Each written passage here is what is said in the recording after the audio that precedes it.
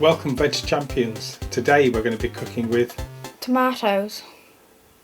For this recipe we need veg, garlic, tomatoes, big or small. Some kind of sharp knife. You could just use a little knife, but also if you're cutting the bread you might want a bread knife as well, but a little sharp knife will do. You want to get yourself some nice bread. We're using French bread. You could use tiger bread, you could use ciabatta. You could use any bread you want really, but the nicer bread it is, the nicer it's going to taste.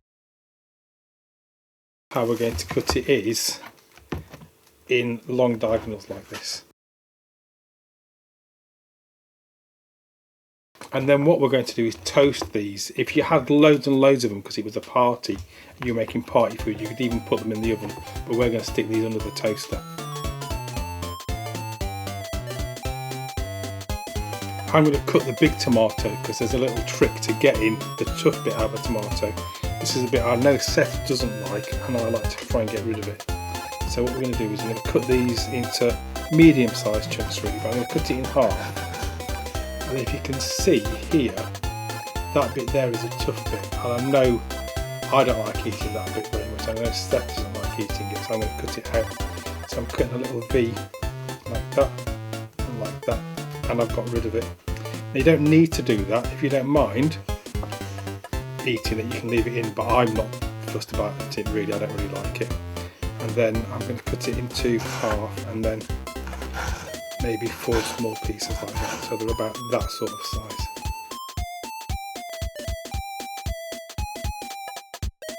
Now you want the best tomatoes you can get, and summer's a really good time for getting really nice tomatoes, and I actually got these half price because they need to be used today. And so now Seth is going to show you how to cut these cherry tomatoes, because if you're looking for nice tasting tomatoes, you're almost guaranteed the cherry ones are going to taste nice. So here we go, Seth. These ones are a bit more simple than those. So what we want to do, sold your tomato and cut it in half. Then cut those into half, making quarters.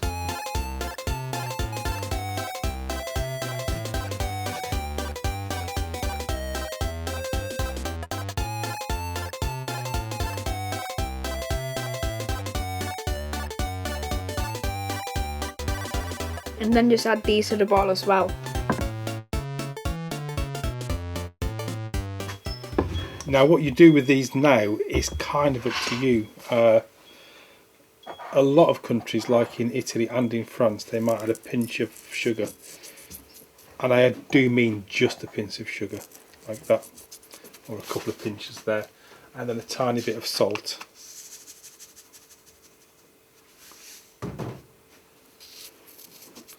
And then you might want to add some herbs, so you could add some dried oregano or dried thyme.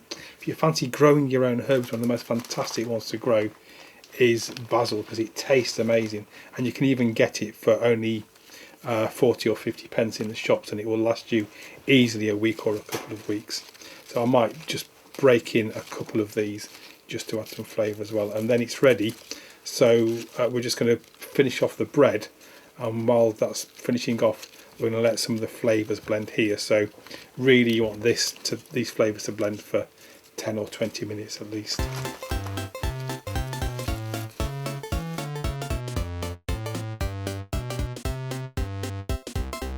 So next we want to add the garlic.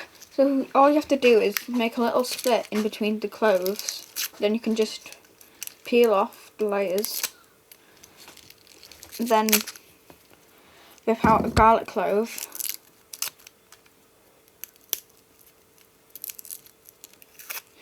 Now this one seemed to have peeled off right away, but if yours hasn't immediately peeled, you can take a wooden spoon and just lightly bash it slightly. Then you can move it off. Now if you will either have to cut it, or if when you bashed it there's a little slit, just use the slit. And then with the inside of with the inside of the garlic, you just want to rub it onto the bread.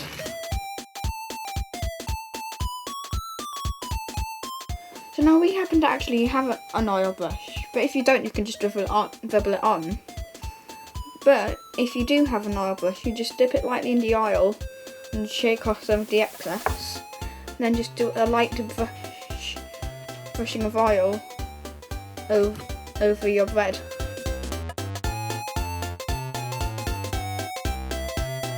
If you don't have a brush, and a lot of people won't because it's quite a specialist thing to have, then just put your fingers over the end of the oil and then just drizzle it on lightly like this. There we go. And then you do get a little bit extra on there, but that's fine. There we go, and that's good to go. Next, we're going to put the tomatoes on the bread. You want to just get some tomatoes and just place them on top. And if they've been soaked for a little while, there should be some juice at the bottom. So if you want to just put some of that on.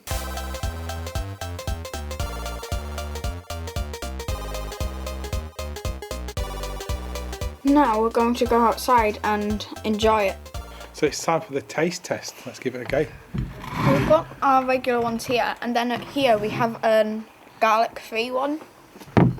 Let's try the garlic one first. I love garlic. Oh, it sounds like one of the neighbours is practicing their drums.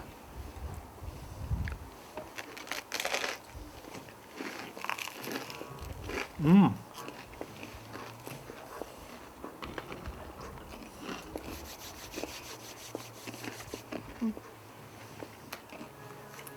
You can definitely taste the garlic, can't you? Just a hint of it because it's being rubbed on, so it's not like so overwhelming that if you don't like too strong a garlic taste, it's too much. I think that's fine.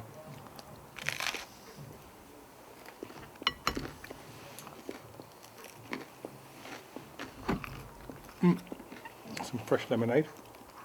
Lemon and limeade. Oh, so it is. That's very nice, very refreshing. So lastly, shall we try this garlic-free one?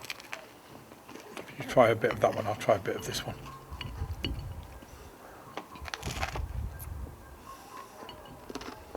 Oh.